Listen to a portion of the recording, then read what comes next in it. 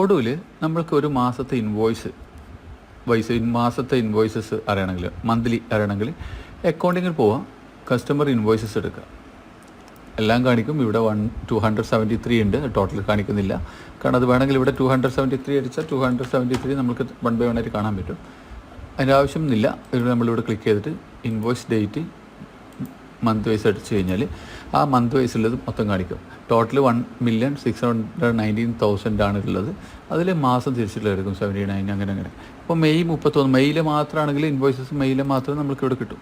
Okay, ഇതൊന്ന് ഇവിടെ click ചെയ്ത് കഴിഞ്ഞാൽ മെയ് മാത്രമേ സെലക്ഷൻ ആവുള്ളൂ. നോക്കിക്കഴിഞ്ഞാൽ 190,000 സംതിങ് കാണിക്കും, 190,000 സംതിങ്. ഓക്കെ, അപ്പോൾ ആ ഇൻവോയ്സസ് മാത്രമായിട്ട് കാണിക്കും. അങ്ങനെ ഏത് ഇൻവോയ്സസ് അത് മാത്രമായിട്ട് എക്സ്പോർട്ട് ചെയ്യാൻ പറ്റും, എല്ലാം ചെയ്യാൻ പറ്റും. അങ്ങനെ മന്ത്ലി വൈസ് നമുക്ക് നോക്കാൻ പറ്റുന്ന ഒരു മെത്തേഡാണിത്. ഓക്കെ.